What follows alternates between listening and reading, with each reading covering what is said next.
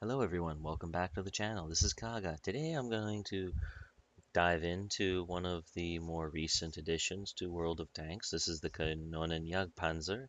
It has been released on the North American server as part of the quote-unquote ancient weapon sales.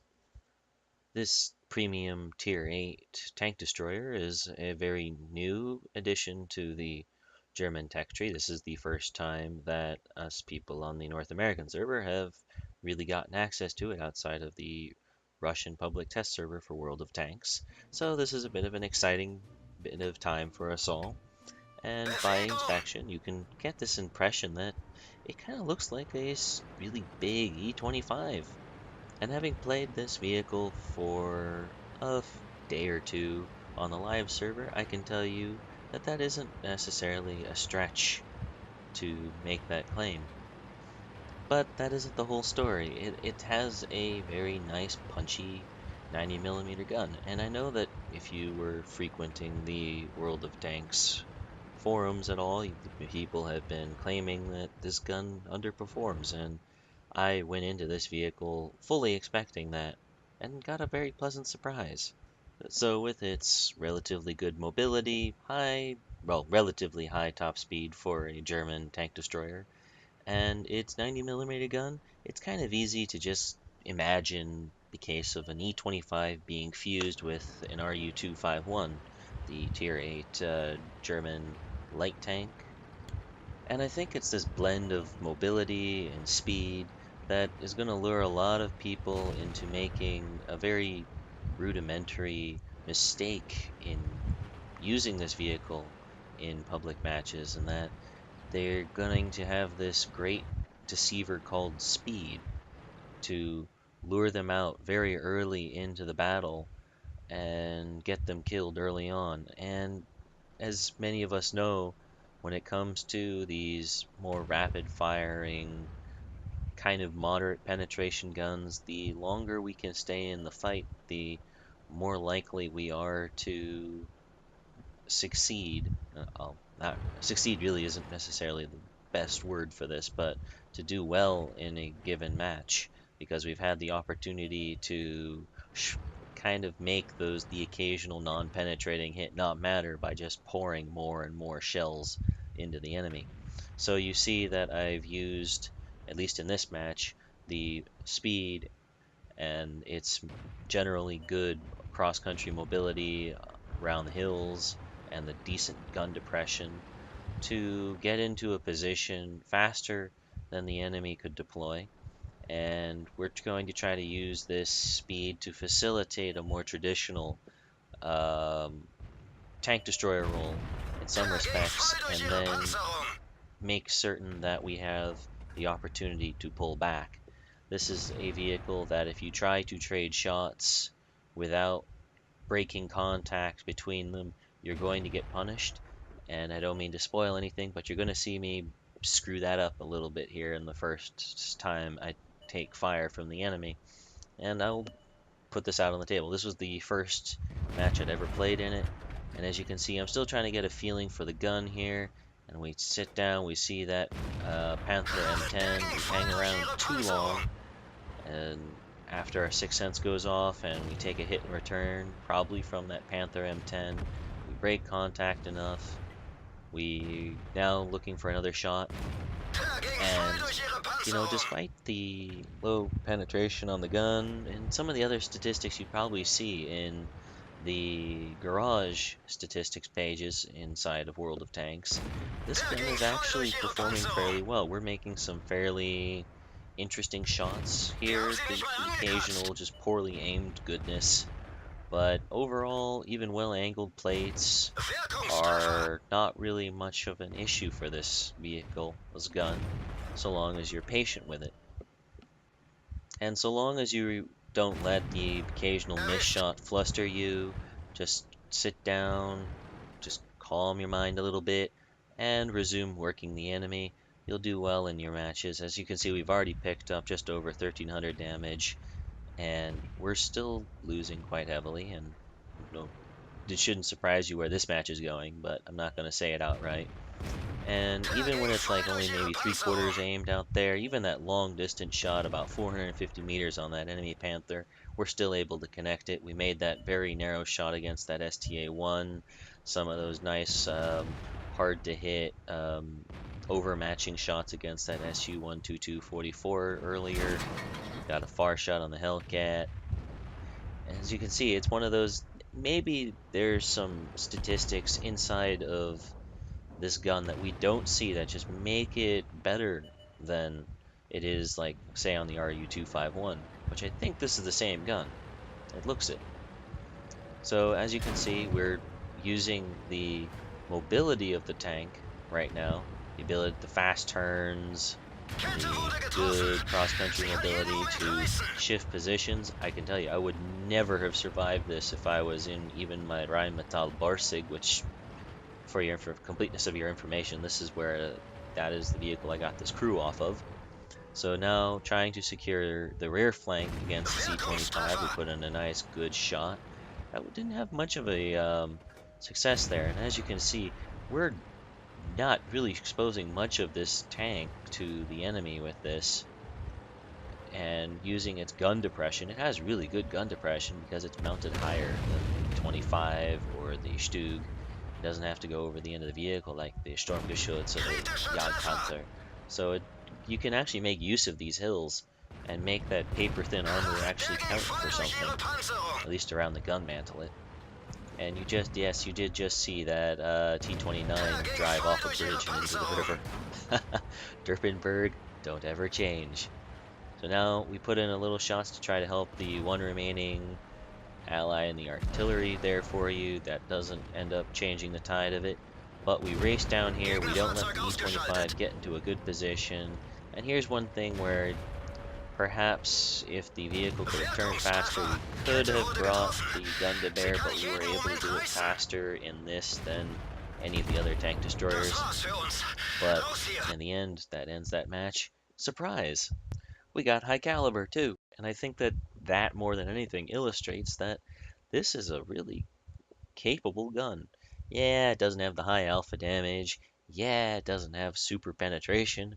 But so long as you take the time to carefully aim your shots, use the mobility to get into positions where the enemy is not expecting fire from, and thus they're not angled against you, you can make this gun work. And not only that, you can make it work in a faster version of more traditional tank destroyer tactics, which will allow you to dictate the course of the battlefield around you within your field of vision that you can actually engage. And on that note, let's start talking about the second replay I have prepared for you all today. And this one happens with Sand River, and I just want to highlight this particular replay because this has all the elements that I think typify a good KanonenJagdpanzer game.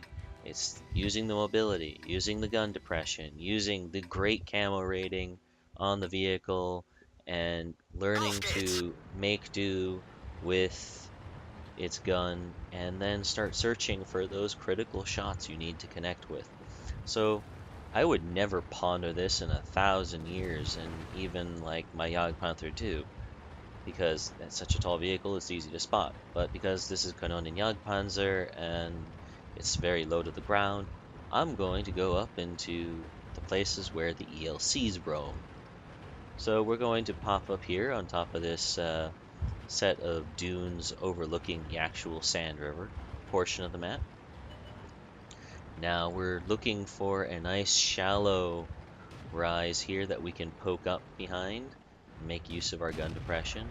Nobody has spotted us yet. Now, oh, is that a T-29? I'll have some of that. I want me some T-29. Poke, poke, come on. There we go. It's boom. About 400-meter shot right there.